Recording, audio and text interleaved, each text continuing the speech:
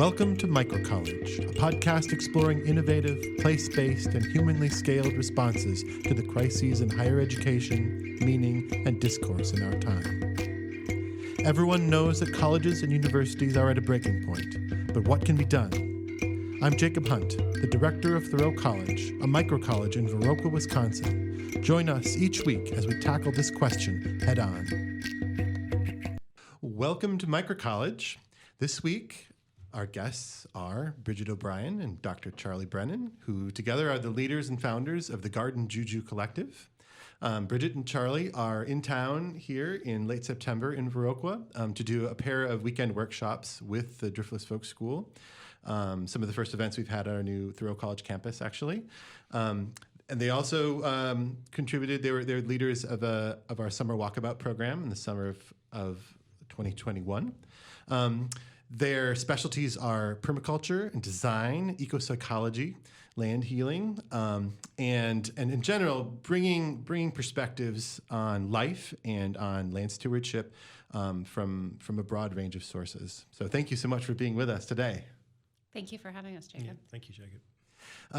It's been your courses last year and this year have been a real enrichment to the programs that we've been able to offer here, and I really appreciate the way that you've brought together different fields of life. People think about permaculture as being about agriculture, about land, which it is, but also you've brought the perspective that's a lot more than that. So I guess here on Microcollege, we'd like to ground whatever people are bringing in their life experiences and in their biographies. So maybe if you could just share with us a bit about, if you can think back to where you were 18 to 20 years old, setting out on your adult journey, where were you, what were you doing, and what were the really impactful things you experienced in that period of life?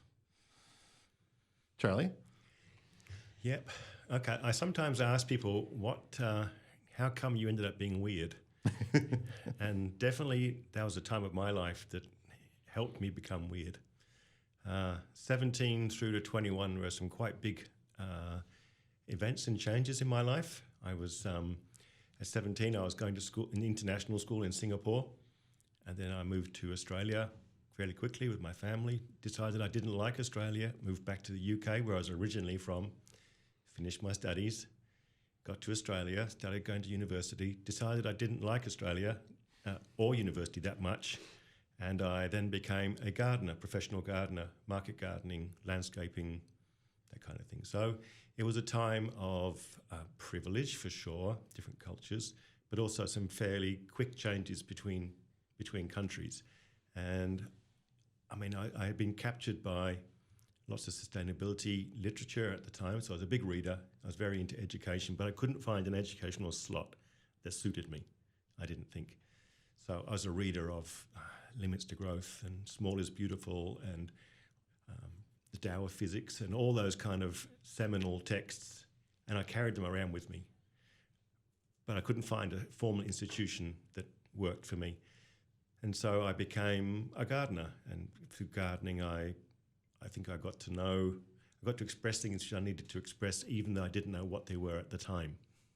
So I was very physical, doing a lot of digging, a lot of gardening, a lot of market gardening, growing food, having chickens. It was a time for me, it was definitely a time of being weird. I was quite lost as a person. It took me sudden changes of place in life, can be very privileged, but also quite unsettling. And it took me probably another 10 years of then going back to university to study social ecology and place and eco-psychology for me to start understanding what those experiences had been and turn them into being something weirdly numbing into something positive and exciting. There's a lot of things in that story that resonate from many of the students who've come through Thoreau College so far, including the experience of trying out going to university and decide instead to be a gardener. We've had several people, I think, who've taken that path. I guess you use the word weird, right, advisedly, right? I think that's, of course, that's often from other people's perspective. I mean, why do you, what was weird about it? Well, I'm using the word ironic. You know, of course. These people are weird, you know. It gave me a different approach to life to many of my contemporaries. So apart from finding gardening and farming and physicality so exciting and something I was so driven to do, I also found myself in some very liminal spaces between cultures, between ideas, so at that time that was difficult and challenging. It was I'm reminded of a book by Rebecca Solnit, The Field Guide of Being Lost. I could have been carrying that book at that time, I feel. It was definitely a time of feeling lost a lot of the time. So a lot of searching, some loneliness, some uncertainty, some finding new places quite quickly. And how did you connect with gardening as the way forward, the way in that moment of lostness? I had come from a gardening and farming background, so I grew up in the UK on a farm partly.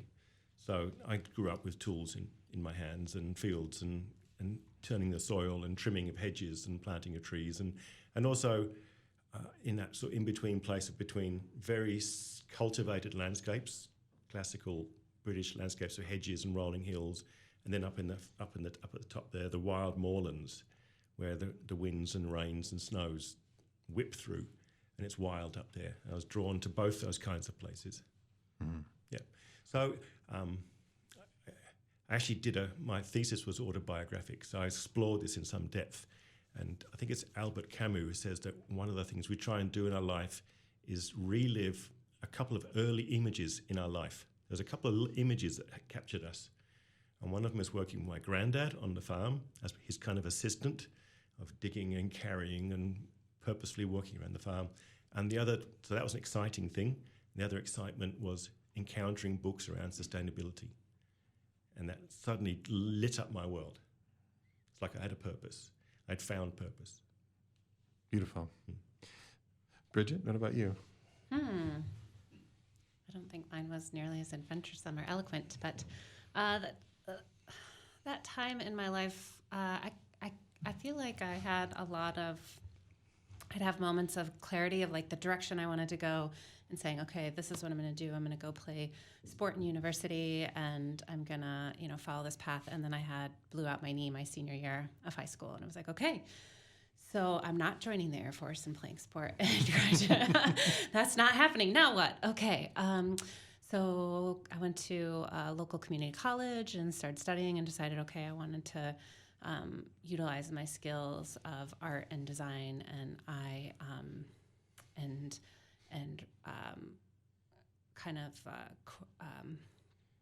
curating things. Like I like to make things beautiful, something I learned at a young age. So I tried going to marketing and merchandising school, which worked out well for me. I got very good grades in that early time in community college. I took a yoga class. And that changed my life because I was also later in life, in my high school career, diagnosed with ADHD and had a really hard time understanding how to manage that without medication. When I went to college, I found ways to manage that without medication. So by the time I ended up in merchandising school in Chicago, I had tools and techniques, and I was able to actually excel in a school setting for the first time, basically, in my life. And those are tools from yoga. Yeah. Tools from yoga, breathing, movement. I mean, I was always an athlete, but after having injuries, I had to relearn how to be an athlete that was more gentle on my body. So that helped me a ton, more than I could really probably explain. And those are tools that maybe I didn't practice yoga every day when I was in school in Chicago, but the breathing techniques or the understanding of how my body worked, how my brain was trying to work, and being in a setting in school that were classes that I chose to take, that I wanted to take, like I wasn't forced to take, made a really big difference in my academic success. I then decided that was not really what I wanted to do because I grew up in Michigan. I grew up in the lakes and the trees and having all of that around me, and living in kind of the fashion world and in that fast retail world was not really me. So I came back to Michigan pretty quickly and tried to go, and I had worked with I had done some volunteer work in the south side of Chicago with an art teacher during my time in Chicago, and really fell in love with teaching art and teaching and education in that realm.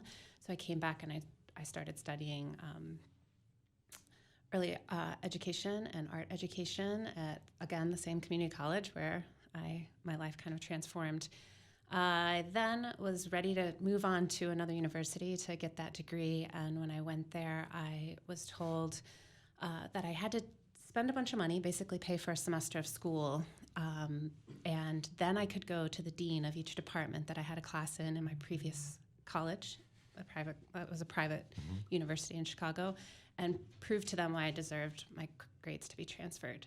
And I was really devastated by that because I had worked extraordinarily hard and gotten the best GPA I'd ever gotten in my life in Chicago. And then to be told that my credits didn't count, that work didn't count, unless I gave them a bunch of money and proved myself to them, which I kind of said, no. I said no. And I left university at that point and kind of set out on a path of trying to figure out how to work and to live in a way that I didn't need a piece of paper to prove that I could do something. It's pretty, I can be pretty defiant by nature. and so it was kind of this rebellion against the system that was really frustrating me because I felt like I had finally figured out how to work with this system, and then that was thrown at me. So I started exploring lots of different avenues, and at that time when I had come back to Michigan, I actually had started working in a flower shop. Mm-hmm. I started working with plants. I started learning how to garden, even if it was just growing house plants and cut flowers and playing with plants.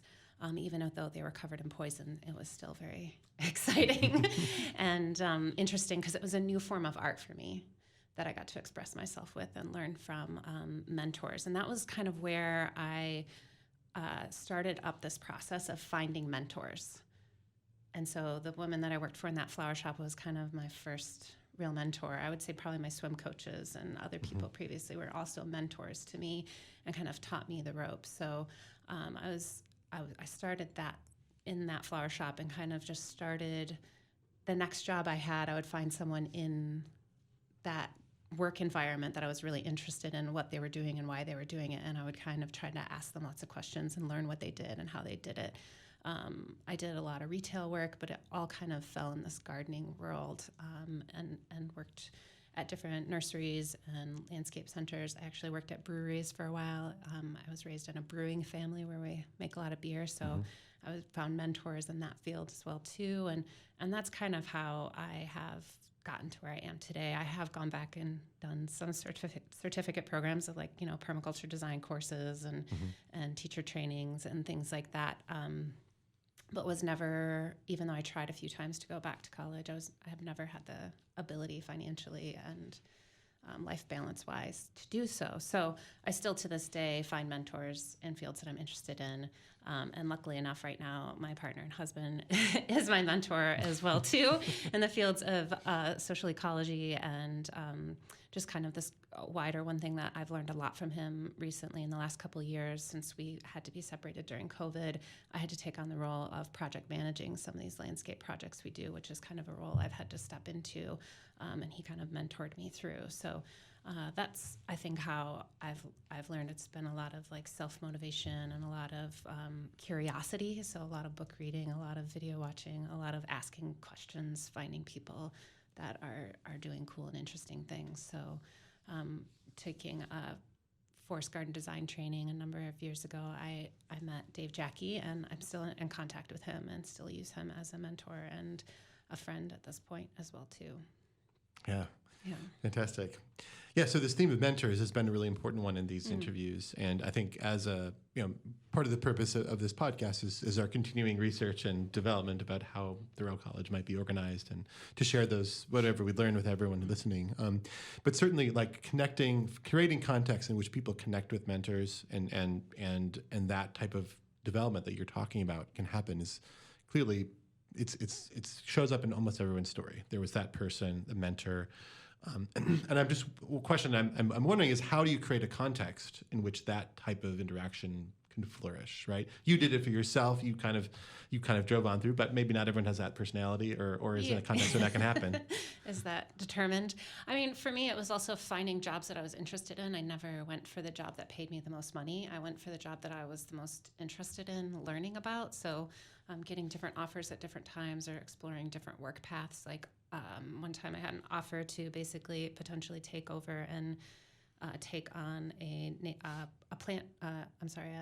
perennial plant nursery, so growing herbaceous perennials. And the woman kind of wanted to take me on and teach me everything and then sell me the business. And I was like, okay, that's cool, but I know a lot of that stuff. And another offer was to go work at a nursery that specialized in trees and a broad range of native and non-native ornamental trees that I did not know as much about. And so I took the job with the tree nursery instead because I wanted to learn that. But what I'm finding fascinating now as I'm getting older is some of the people that work with us that are curious about what we do. I also feel like I'm being mentored by them and like finding these younger people in my life to help mentor me and stay current and understand what's kind of going on in the world. Well, that's the teacher's secret is really you do it for your, one of the ways you do it is your continued self-development, right? Because that happens continuously. Yeah. And certainly something I appreciate about being an educator is everything I learned from students and every year. Because they are, I think about young people are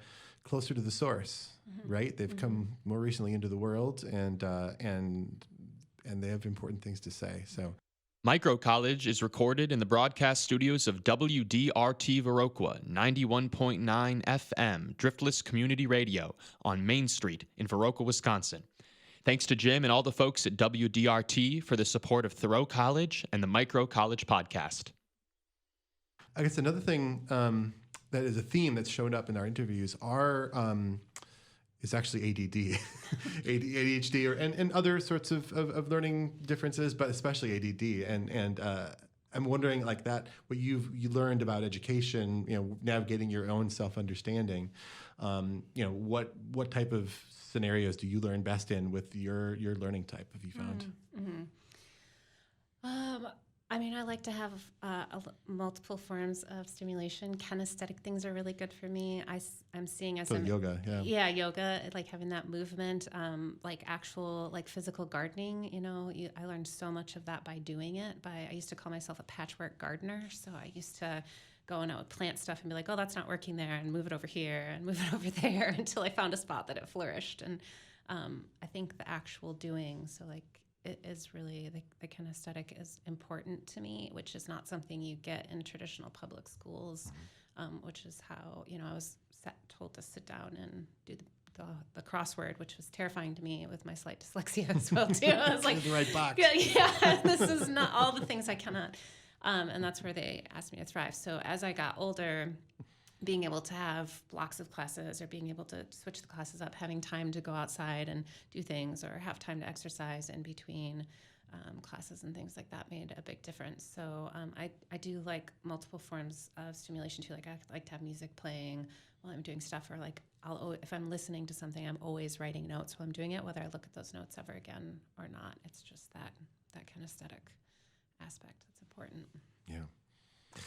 Great. So I think many people listening to this podcast will have heard the word permaculture and maybe have a very vague notion of it. But here we have the opportunity to have two people who've really devoted themselves in some serious way to this concept. So could you define that as a term for us? Sure. First of all, I'd like to say that one thing that we do is we weave permaculture with other approaches. So it's not our only approach. And the second it seems to be part of permaculture in general, right? Well, we hope.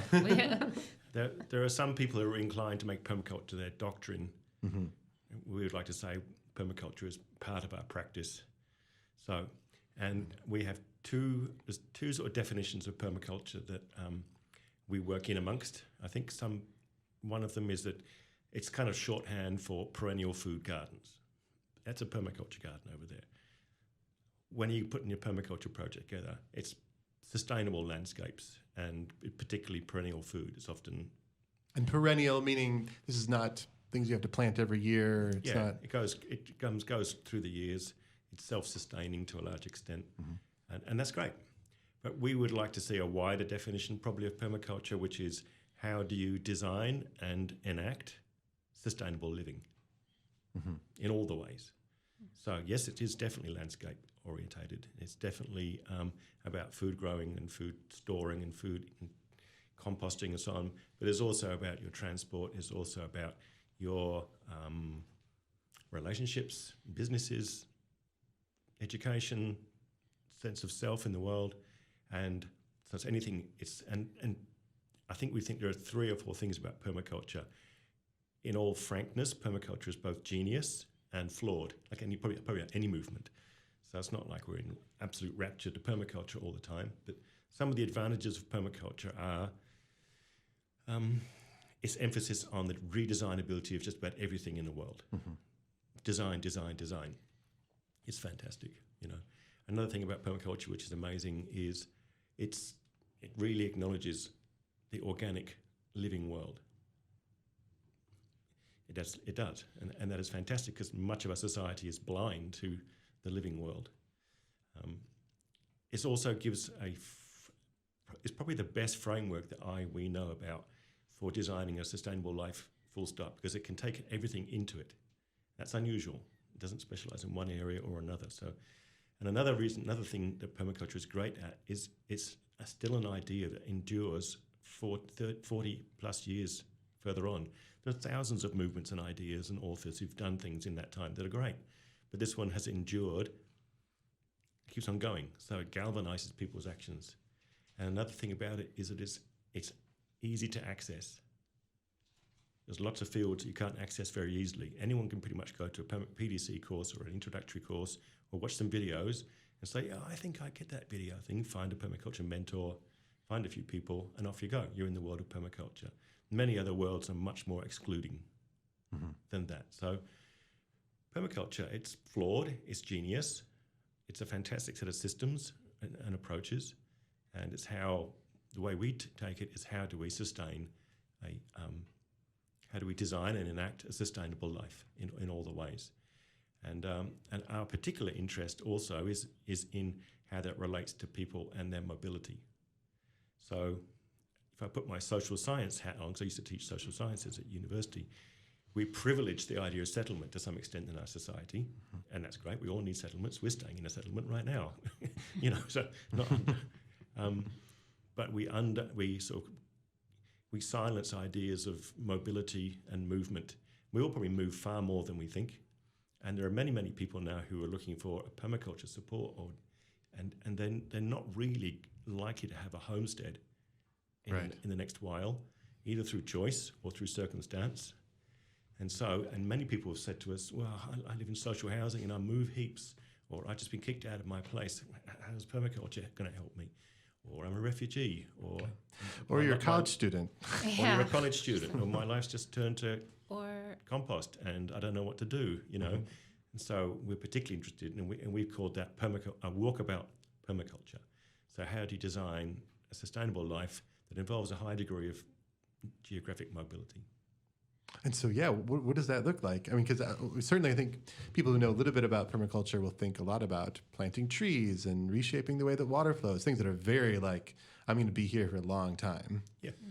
And how often as consultants do we see people who think they were doing that 7 years ago, but they've moved since? Yeah. So, okay, so that's relevant to just about everybody, is how do you design a mobile, even for the college itself. We can maybe come back around to that.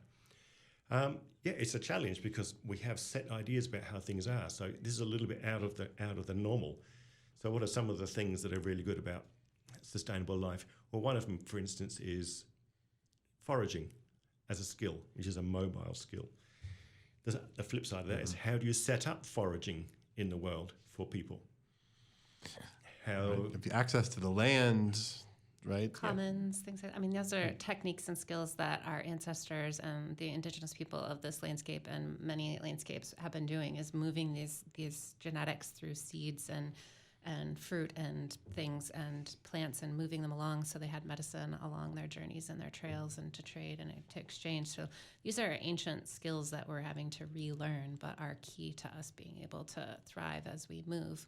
And knowing when you move into maybe a new apartment or even a new home, and being able to walk the land and say, oh, that's edible, that's medicinal, or I can use this for that, I can do, before you start digging things up, before you start planting, being able to take that inventory or know the place that you walk and travel every day where the fruit trees are, the nut trees are, a super important skill that we have lost and are working towards regaining collectively. There's a way of separating this from land ownership. From this is my plot of land, and I'm gonna shape it to my imagination, even if that's a permaculture imagination. Well, you may do that. So if you're a traveling person, you probably have multiple bases. Not like you're moving the entire time, but you might have half a dozen different bases that you go to from time to time, and you might have an arrangement with the people who do own that land or manage that land. And so you go in there as a gardener for a month at some stage, and you jump back into your van and you travel somewhere else, and it's offered an exchange of skills and so on. A lot of people have also been thinking about, well, if I live in a van, how do I make that feel sustainable? And sustainable is also a word that's worth questioning too. Sustainability implies everything keeping going along the same route. Well, that's not good enough these days, arguably. So then we move into how to make this a regenerative thing or a generative thing.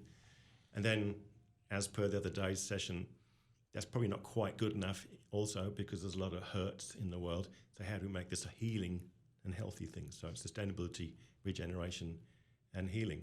And a lot of the time our workshops are people sitting around going, well, what do you do when you drive your van around? How do you deal with your recycling? How do you make your van feel homely? How do you deal with loneliness? How do you, so we keep it as like an open forum. The other side of it in Australia too is we've been lucky enough to be invited into a relationship with some elders there, and we have permission from some elders to use the term walkabout. And when we're there, we co-teach, co-facilitate with elders. And so it's sort of a post-modernist thing of what do we do in a post-industrial society when half of us are mobile.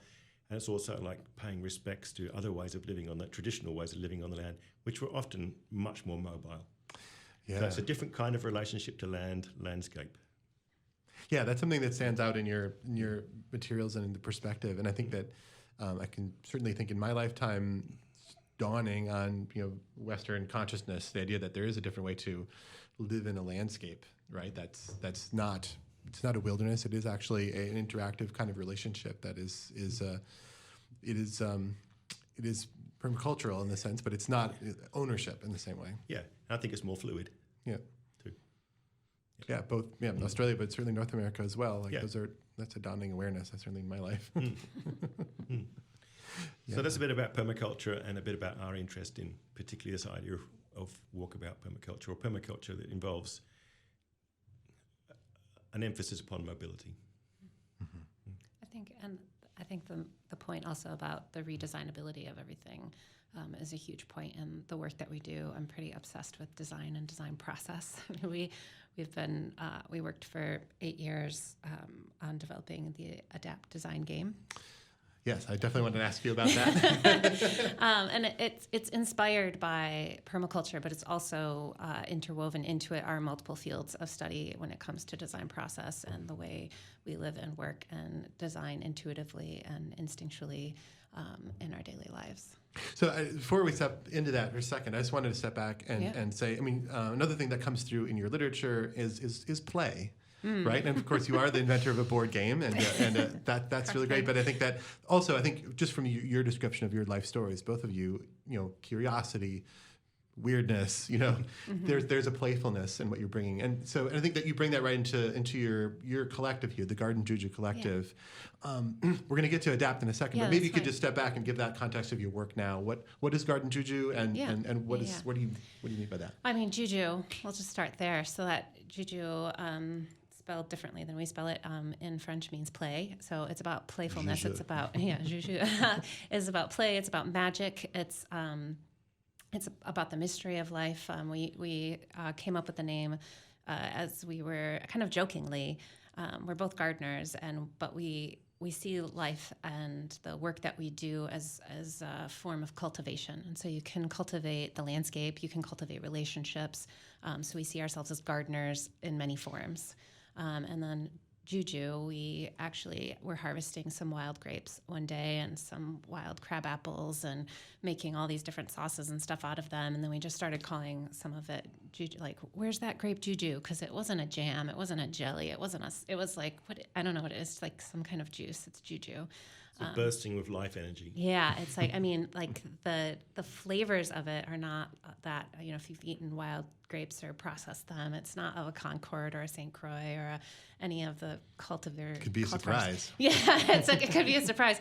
And it just has this potency and this power and this magic in it that you don't get from some of those cultivars. And we like that, and we started playing with that, and that's something. So it's like this cultivation of life, magic and juice and energy and play, and we don't do any of this work by ourselves, but none of the work that we do is alone, whether it's Charlie and I, or it's a collective of people, or it's working with the more than human out in the world, the plants, the animals, the soil, all of it. So that's why we call it Garden Juju Collective, because it's a collective effort, all of this work that we do. So you do workshops like the ones you're doing here, elsewhere. You're also doing design projects, and you've got the game. Is there what else? Anything else go into that mix? We could probably add that quite a few of the projects we do are large-scale farm regeneration projects. We take on big projects, pretty courageous out there designs, long-term designs. So one of our little catchphrases is that we've barely begun to create what we can create. We both believe we could be doing far more than we're doing.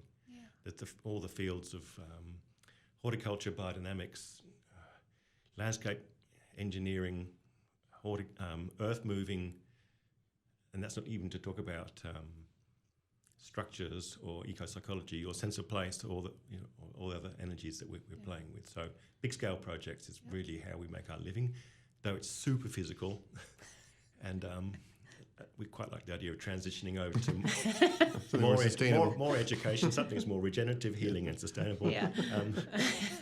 And we do a fair bit of mentoring as well. Yeah. So we take on people with projects, and we love working with community gardens. It's a fun mentoring. We also like working with people that really are do it themselves, or like they want to do the gardening themselves. They want to learn this stuff. And that when I was doing ornamental landscaping, people would ask me to help them, and I would say, only if you want to learn how to do it. I'm not going to come put a garden in for you and come take care of it. Like, if you want to learn how to do it, then I'll help you. And that's kind of the philosophy we've taken on with a lot of this. So these big scale projects, we actually, we're not always there working on them after we design them and install them. We're training groups of people to do it. And when we're working with homeowners or community gardens, we're helping train them to actually keep implementing and keep the work going. So that's something we love. So it's a form of education within this physical work that we're doing. And that's something that I think is super important, because we obviously are educators and love doing that, but we like doing the physical as well. Yeah, we want to show people what is possible. Mm-hmm. The other aspect of the sort of walkabout thing is that we travel a lot. So we don't own land. We're not in that position. We travel a lot, and we tend to find as many projects as we can, people, practices, projects. And one of the things we'd like to do, first of all, is to acknowledge what people are doing, because there are many, many people who are spending decades of their lives trying things out, often against the stream, against the flow of the stream, putting all their resources and time into things, trying to do nurseries or education programs or landscapes or food forests or regenerate. And so we'd like to acknowledge that incredible effort that people put in, and then we often try to work out what is working, because a lot of projects, to be entirely honest, again, are not working very well at all. You go to some projects would have big flashing neon lights, and you go to them and you go, oh dear, this is a lot of energy, and it's really not, doesn't. But some are very successful, and so we want to learn, understand what is successful, the elements of success, because there's nothing more important in the world right now, arguably, than that these sustainability, regeneration, healing projects be successful and be replicated at larger and larger scales. That's, as an overarching thing, it is the most important thing, I think. Yeah. We think. Yeah. So, yeah, I really appreciate folks who are doing what you're doing, traveling from place to place. I think this microcollege movement and agriculture of the kind that we're talking about requires both people to be like in place, rooted, take the long view, and also the pollinators, right? Yeah. People who are bringing ideas and connections between people. So thank you for that work. I've done my time, and communities for a long, long time. Yep. In one place. Well, everybody else is moving around, and I'm like back at the creek again, weeding. Yeah. Oh yeah. Done that. Yeah, and I think that's important for young people as well to see those two possibilities, because there are, coming into Thoreau College, people who are looking for a place to live. They are thinking about and do move here and stay here or someplace like this, and there are people who are like, no, I may not ever do that. I'm a traveler. Mobility is something that's a value that's important to me, and as definitely as an educator, I see my work as helping people to flesh out their sense of calling, and that also is a vision of a life of flourishing, and that could involve mobility or place or settling, you could say. And pulsing between the two. Yeah. Different phases of life. It's definitely different phases. The Driftless Folk School, located in the beautiful rolling hills and valleys of southwest Wisconsin, is a community of lifelong learners dedicated to cultivating personal and cultural resilience through hands-on educational experiences. The Driftless Folk School offers classes in agriculture, land stewardship, natural history, folk arts and crafts, herbalism, wilderness skills, and more. For further information on the Driftless Folk School, visit us at driftlessfolkschool.org on the World Wide Web. So tell us about Adapt. Just so this is a board game, and first of all, if people are interested, they're intrigued by what you're going to say, where would they get it? Yes, you can look at playadapt.com to learn more about the game, or Garden Juju Collective.com has information about the game. You can buy it there. You can learn more about the courses. We're trying to... And we'll put those links into to the notes for the show, too. So. And we are starting to run a facilitators cohort, so online programming, where we are taking people that want to integrate the Adapt game into their work and help them weave it into what they're doing, giving them facilitation techniques and tools and tips and tricks on how to do that. So that's something we've been developing for a couple years, and we're pretty excited to launch. We are doing small courses like free game nights, like we're doing here this week, and also some online courses, just short courses and stuff that we're working on to get people just to start playing with it. But Adapt is something that was born out of permaculture teacher training that I did that was very much trying to figure out how to apply permaculture beyond landscapes. So specifically, I was trying to apply permaculture to self-care, and I started kind of weaving some aspects of what you see in the game now together. And as I went on that journey, I started trying to understand more and more about the design framework that is very foundational to permaculture. And started looking at different fields of study, started taking beta versions of the game and sending them to people, taking them to conferences, asking lots of questions, getting anybody who would spend some time with me to work through it, to play with it. And over time, it developed into a board game, and from those beta tests, we learned that people were really playing with the cards. And they enjoyed the posters and the board, but it was really about these cards, these sets of cards, and the true root of it was like trying to find a way to teach permaculture in a more playful way. Mm-hmm. So I didn't see really any games out there. We couldn't find games around permaculture. Robin Clayfield has some really useful tools that are really fun and dynamic, but we didn't really see anything that was playful and fun in a game. and we know that, people learn and children learn best through play and having that experience. So we tried to develop something that was that. And so it's a very practical tool. And it, when we say, hey, you want to play this game? Sometimes people are like, oh man, you really have to think. Yeah. So it's an educational game, you can call it. And that was kind of, that was always the intention, is to make it really educational and informative. And it kind of, through its different versions, developed to be this really holistic tool that the cards can be broken apart and used in different ways and played with in different ways. We know of like 13 or 14 different ways that you can use those 60 cards in the deck, which is pretty fun. So the root of the game is helping people design anything, anywhere, anytime, and that's the essence of it. So it's a mentor. It's it's thought-provoking. It kind of asks you questions and mentors responses and cultivates answers out of you towards clarifying your aims and clarifying your ideas, figuring out how you're going to take action and implementing that. And I've just been driving around before being here in the UK for 2 months in a little car I loaned off a friend as the Adapt travelling sales guy. It's a dying profession. Well, and it's interesting. So I presented at a few different places, and then often where I'd be going, there'd be people with various projects or people I know who are involved in sustainability and all that stuff, and they'd play the game. And I said, well, happy to play the game. It's not a drinking game. Okay? No. Not a drinking game. Doesn't go well. Design gets worse and worse. It's a game that's kind of it's for people who are ready to face into the moment. Like, and a lot of people right now, especially in Europe, it's very clear that people are changing direction fast. There's all the fuel stuff, cost of living stuff. There's the Ukraine war not very far away. There's climate change absolutely manifesting in all the ways. And there's high levels of anxiety, but also high levels of people taking action. And one of the things the game does is it kind of gets you to go from, dreaming is cool. Dreaming is very, very, imagination is very cool, but it doesn't help you take action a lot of the time. Taking action is when you go, okay, what do I really want? What do we really need? And then you, through a process like, say, Adapt, you actually break it down and you look at different angles and sides of it and eventually go, that's not going to work, but that probably is going to work.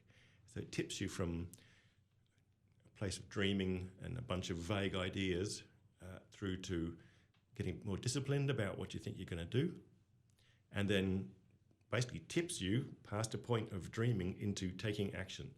And in times like this, where there is a high level of precarity around and people's opportunities are, life is serious for some people right now. There's like, okay, it's time to go and do the thing we always dreamed of. This game is now taking off in the UK. It's taking off in Portugal, where a lot of people are moving to. It's being played in Wales.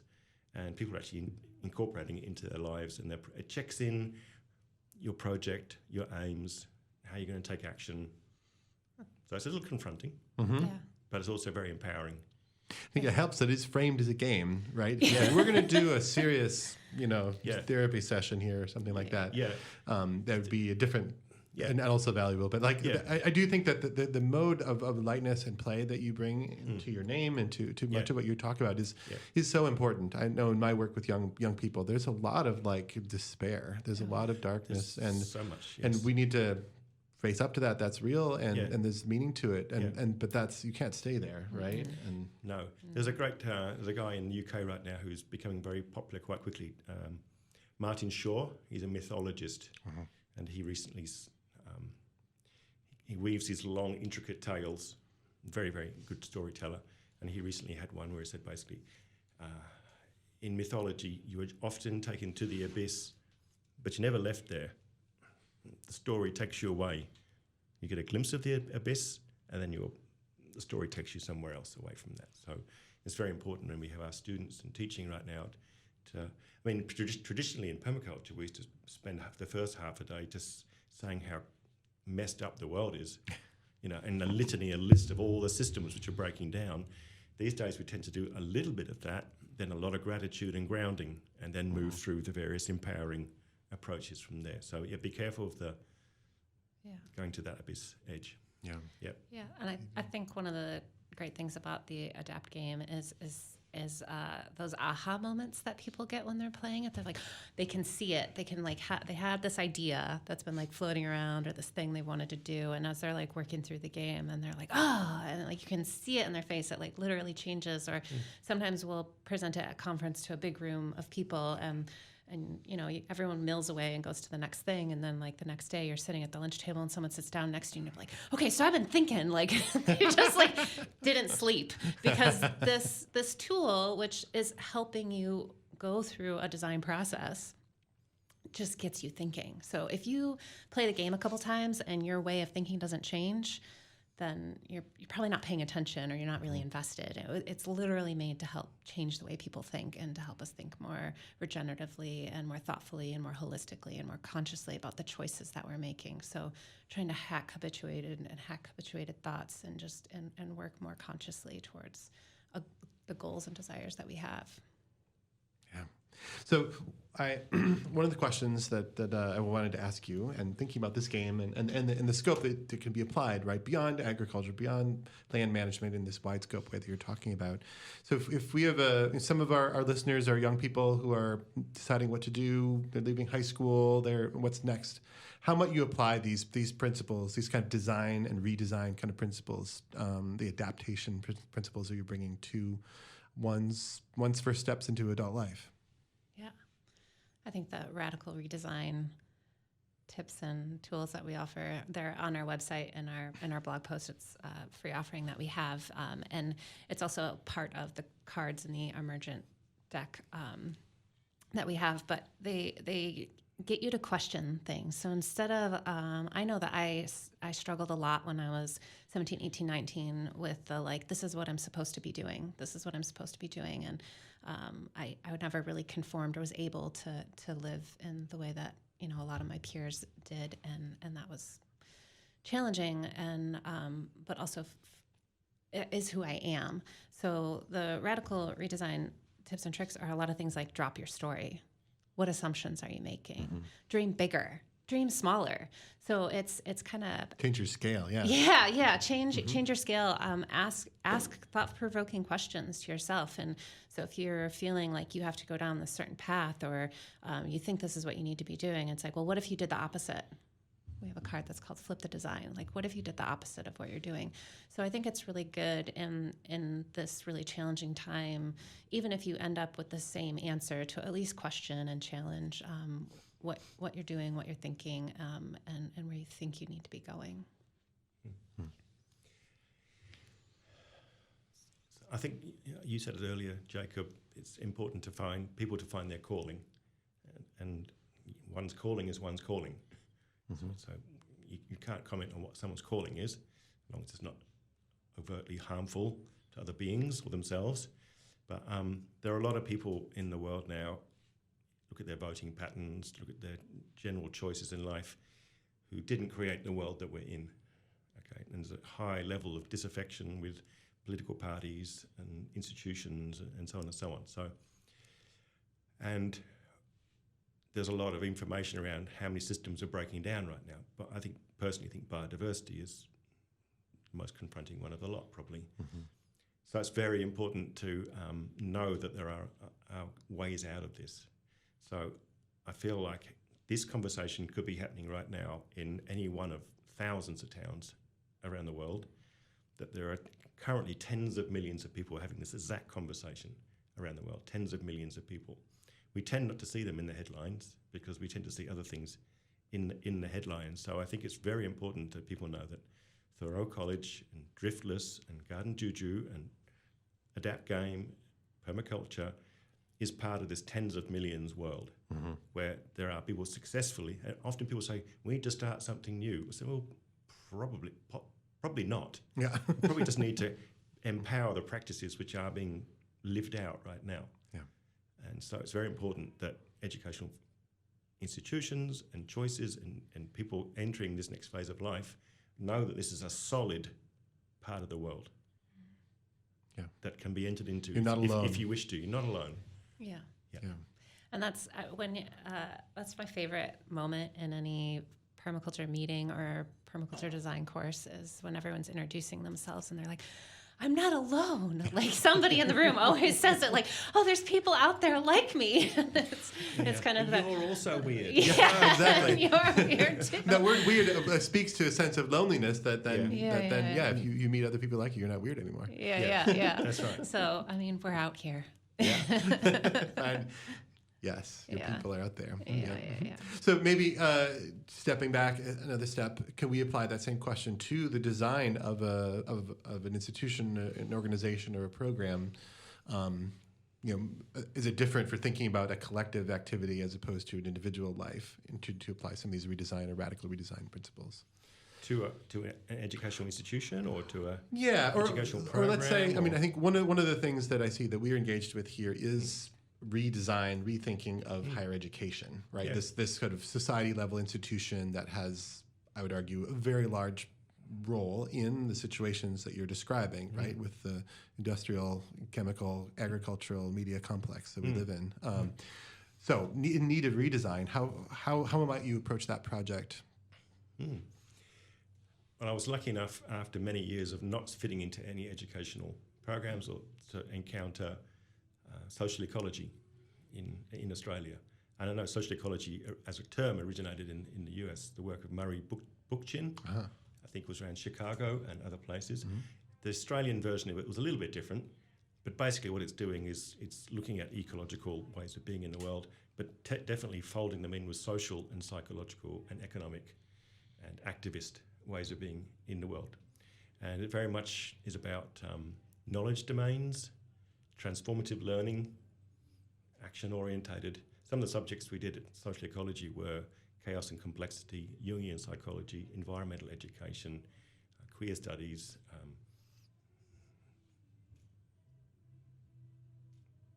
eco-design was another, and so on and so on. So a place that can offer these knowledges is an amazing place. A place that can allow different forms of transformative learning because we're all different. A place that looks at knowledge, all the different ways that knowledge is created and transformed. Yeah. If you can do that and keep that going for a long time, that's amazing. Because I know that social ecology flourished for a while. When I got there in the mid-90s, late 90s, it was absolute anarchy. The lecturers would like stand up and go, what we're going to do today is, and all the students would go, no, we're not, we're doing something else. And they'd self-form into groups and classes and report in about 4 hours later. So that happened a lot, But I know that social ecology now is, in its iteration, has phased out. So I think a lot of that is informative on what you influenced in these radical redesign tips and tricks. I mean, this level of don't assume, what assumptions are you making? How many times were you asked that, or was that provoked out of you within that course of study? So I'd say those radical redesign things are tips and tools are applicable to just about anyone or any design situation. It's kind of like the adapt game too. It's you can pull these cards and they can apply. You can pull these ideas and just start asking more questions, I think is the important takeaway from that. You were gesturing before to these principles of mobility as possibly being applicable to Thoreau College or to a microcollege. I guess there's practicalities in that. Well, I can just say the actual practice of Thoreau College has been, and really the Driftless Folk School now for over 15 years, is not having one place. Not perfect. We really travel about the landscape here. Students live in several different houses. They visit many different, natural sites, farms, different places in the community, and we actually are very mobile in practice. Yeah. Fantastic. Yeah, one of the I remember. To me, ideas are very exciting, and I often remember when I first came across an idea, and you go, cool, it's an emotional experience. I remember being on a train and reading a feminist text on desire, and the desire is like an urge to do something that doesn't matter how repressed you're going to be. At some stage, it's going to get out. It's like this idea of something can't be repressed, and I think there's a giant desire for people to learn and get skills around sustainability, regeneration, and it's not going to get squashed. Yeah. Or temporarily squashed. It's like push it down there, it pops up here. So often a place like Thoreau, I imagine ideally, is a space to hold that desire. Yeah. And then it takes whatever form it takes. Or people at this stage of life, like the one you described, or both of you in different ways, of coming to a wall in your formal education, either internally or externally with the documents you had to provide, and then what do you do, right? And Thoreau has definitely been that for some people, and I think it's important to have those places in society for sure. Yeah, I think you're the taking these different, even though it's been challenging. I know at one point you guys invested in a campus, and that didn't sustain. It didn't go on, and you had to switch, and it's a similar kind of okay, we've come into this roadblock, now what? But I think as kind of unusual it is for a student to show up and be like, okay, well, where's campus? Well, we just moved into this building. Here's the bookshelf. Here's the, it's kind of probably disorienting to someone who's walked into massive brick buildings that have been there for 100 years and those kinds of things. But also it can lead to a fluidity and creativity and kind of influence people to kind of challenge the status quo, which is important because they're probably, like you said, they're coming to it because they've come from a challenging position, and you guys have had to adapt and morph and adjust from challenging positions. And I do see that is a response to our times, right? These moments, these world where the climate is changing, where society is changing, where surprising things occur all the time now, so we're not surprised. What that calls up is resilience and the need to be flexible, to be mobile, to look at a new situation and adapt to it. And so that is, it's important that for me that our situations, whether the facilities, the programs, are never quite totally fixed, because I think that's not good preparation for life as we know it. No. So. I think also here there's a strong need for embodied skills as well. So we can have all the education we like, and if we can then not go out into the environment and know how to mulch things and do raised garden beds and plant trees and make fires, and it's incredibly important that come out in embodied power through skills, through physicality, through craft, and that is also a way of spanning the human and other than human worlds, because you can get out into the world and do things. You're not just stuck in your head with your concerns. Yeah, that's something we've had students regularly come to us, or people interested in the project throughout the years, who are they have an education. They have one or multiple years of. Sometimes they have degrees. Sometimes they have graduate degrees, and they come to us with the sense of, gosh, I did all that education, but I still don't think I really know how to do anything. Right? There's a sense of missing some very fundamental part of education that would allow you to impact the world, I guess, or to really be self-sustaining in some basic way. Yeah. So yes, to be skilled, to be self-reliant or reliant, knowing how to find collectives. Right. Also social skills like that. Yeah. And I think also spanning the intellectual and physical worlds is important. Yeah. Something we definitely emphasize in our workshops. We definitely want to talk about the theory for the practice, or else the practice may not make complete sense. Or it's just like, okay, well, why are we doing? We're doing, but why? What's the point behind all of this? So being able to step back and have that bigger conversation about the theories behind it, and the studies and the research and the stories and the everything that weaves into that practice and why it works the way it does, or how we've come to doing something in a particular way is unbelievably important. And it's something we often get it's like, well, so we'll turn in the descriptions of our workshops, and some people will be like, well, it's not very practical, is it? That one. What?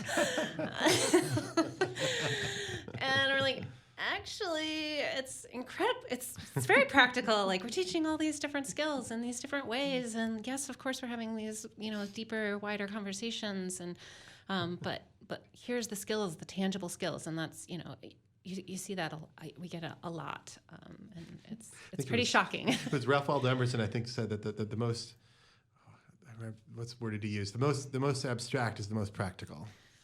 Right? There's a way that's the types of paradigms, I guess, is a word that maybe gets closer to it, right? Is you can really changes the way you act and see, right? So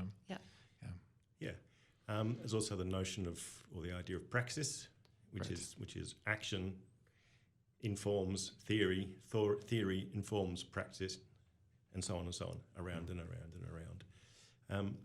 I think it's also important to realise that you might be into tomatoes or raised beds or rescuing the forest, but there is a story in there. So it's very important to know what story you're living out. There's this idea from Joseph Campbell, which is find the story you're living, or the story will live you.